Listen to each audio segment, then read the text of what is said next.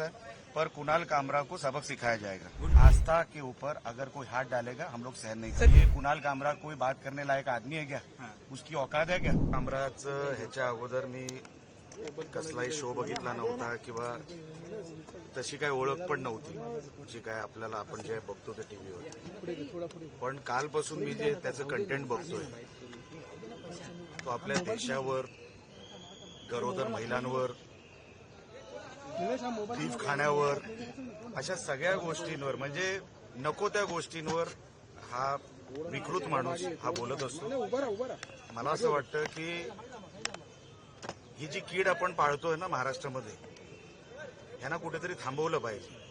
तुम्ही कॉमेडी करा ना, तुझ्या कॉमेडीला कोण इकडे भीक घालतोय, पण तू आमच्या आस्थेवर बोललास, आमच्या नेत्यांवर बोललास आणि ज्या भाषेत तू बोलायला पाहिजे ना ते गपचूप तुझ्या त्या चौकटीमध्ये बोलायचं।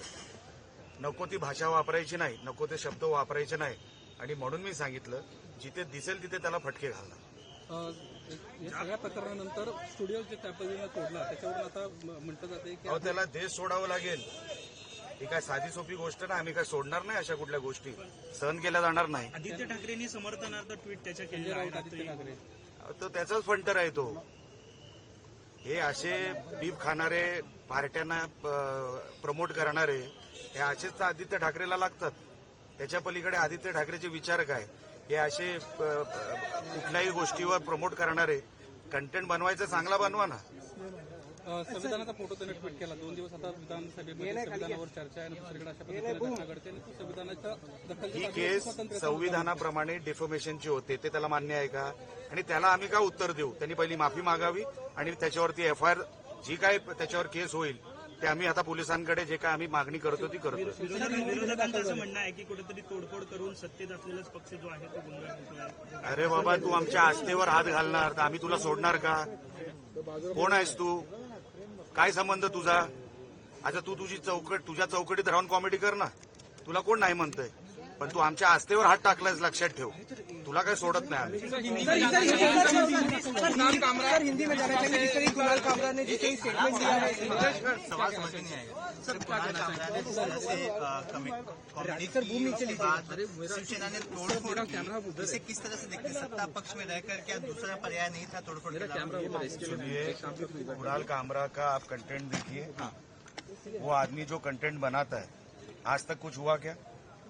वो इतना गंदे लेवल पे जाके, नीच लेवल पे जाके वो कंटेंट बनाता है। देश के खिलाफ वाला कंटेंट बनाता है, प्रेग्नेंट औरतों के ऊपर कंटेंट बनाता है, बीफ खाने को प्रमोट, नाइट लाइफ को प्रमोट। ये क्या पाल रहे हम लोग देश में? अच्छा तू कर, तेरे हिसाब से तेरे कॉमेडी के जो ब्रैकेट में बैठता है वो तू कर, तेरे को कौन मना कर रहा है? पर तू हमारे आस्था पे जाएगा, हमारे लीडरों पे बात करेगा, वो भी फालतू कोई जो कुछ बोला इसने उसको नहीं सहन करेंगे हम लोग। कोई एंगल से नहीं सहन करेंगे।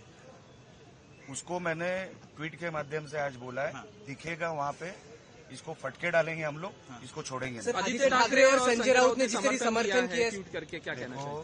ये बीफ को प्रमोट करने वाले, ये नाइट लाइफ को प्रमोट करने वाले ऐसे लोग तो वो आदित्य ठाकरे को लगते हैं। ये जो उसको और दूसरा कौन लगता है? देश के खिलाफ क्या कंटेंट उसने बनाया है ये कुणाल कामरा ने। आज जरा जाके उनके वीडियो देखिए, आपको समझ में आ जाएगा कि ये आदमी देश में रह के और कभी विदेश में शो करता है ना तो देश की इज्जत निकालता है वहां जाके। ऐसे लोगों को प्रमोट कर रहा है क्या आदित्य ठाकरे?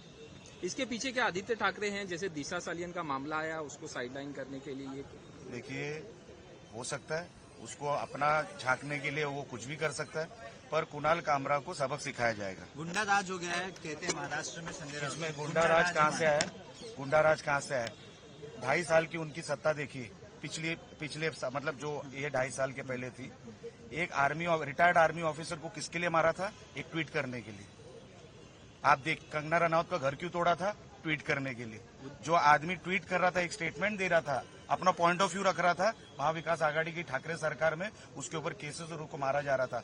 हम हमारे आस्था के ऊपर अगर कोई हाथ डालेगा हम लोग सहन नहीं करेंगे। विपक्ष लगातार कहते हैं कि अगर टिप्पणी होती है तो तोड़फोड़ नहीं करते, आप लोग बातों से बात करते हैं, लेकिन ये कुणाल कामरा, बड़े नेताओं के लिए कुणाल हुआ कामरा, तो बड़े नेताओं के लिए कुणाल कामरा खुश करने के लिए। ये कुणाल कामरा कोई बात करने लायक आदमी है क्या? उसकी औकात है क्या हमारे शिंदे साहब के बारे में बोलने की? उसको उसकी औकात में तो रखना पड़ेगा। सुप्रिया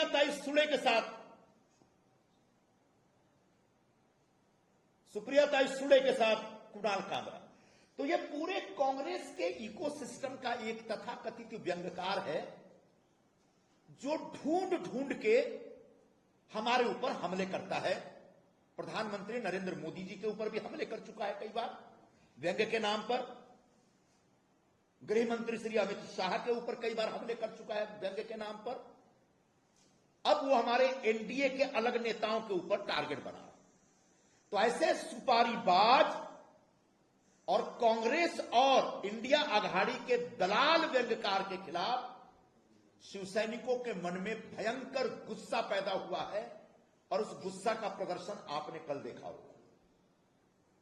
अगर कुणाल कामरा ने व्यंग्य के नाम पे जो एकदम नीचे स्तर की टिप्पणी की उसको वापस नहीं लिया तो शिवसेना का यह अभियान चालू रहेगा। कामरा को छोड़ा नहीं जाएगा, कामरा को माफी मांगनी पड़ेगी। कामरा चाहे तो इस तरह के घटिया पैरोडी बनाते रहें व्यंग्य के नाम पर, हमें कोई ऐतराज नहीं है। लेकिन किसी संवैधानिक पद पर बैठे हुए किसी व्यक्ति को अगर गद्दार कहेंगे तो उनको माफ नहीं किया जा सकता। फ्रीडम ऑफ स्पीच हमें पता है, संविधान में इसका प्रावधान है, इसका सम्मान करते हैं। लेकिन अगर फ्रीडम ऑफ स्पीच ने आपको एक अधिकार दे रखा है कि आप किसी के ऊपर किसी भी लेवल की टिप्पणी कर सकते हैं, तो हमारे पास भी एक फ्रीडम ऑफ स्पीच है। हम उसका जवाब देने के लिए स्वतंत्र हैं और अधिकृत हैं और इसी संविधान ने हमें भी अधिकार दे रखा है। तो जिस प्रकार से कुणाल कामरा ने व्यंग्य के नाम पर फ्रीडम ऑफ स्पीच का दुरुपयोग किया, हम उसकी निंदा करते हैं, निषेध करते हैं और अपनी कार्रवाई जारी रखेंगे। उनको ढूंढा जा रहा है, मुंबई में नहीं मिल रहे हैं, संभवतः छोड़ के भाग गए या मातोश्री में छुपे होंगे। इससे पहले भी एक जानकारी आपके साथ शेयर करता हूं, 5-6 साल पहले भी जब वो मुंबई में रहते थे कामरा जी, तब मदर टेरेसा के ऊपर, क्रिश्चियंस के ऊपर, सिखों के ऊपर इसी प्रकार की आपत्तिजनक टिप्पणी करते थे जो कि फ्रीडम ऑफ स्पीच का दुरुपयोग था। तब इन पर इतना जोरदार कार्रवाई हो रही थी कि इन्होंने अपने ट्विटर अकाउंट बंद कर दिए और मुंबई का घर बेचकर भाग गए। आज वो गुड़गांव रहते हैं, संभवतः गुड़गांव में भी कभी भी उनको ढूंढा जा सकता है और वो कार्यक्रम किया जा सकता है। हम बस इतना ही कहेंगे कि हम उस लेवल पर नहीं उतरना चाहते। आप अपनी गलती सुधारें और शिंदे साहब से माफी मांगे और आइंदा किसी भी नेता के खिलाफ फ्रीडम ऑफ स्पीच के नाम पे, व्यंग्य के नाम पे इस प्रकार की नीचे लेवल की ऊल जलूल टिप्पणी करने से बाज आए। यह हमारा साफ साफ आपसे कहना है। प्रभातखबर.com, विश्वास वही, रफ्तार नहीं।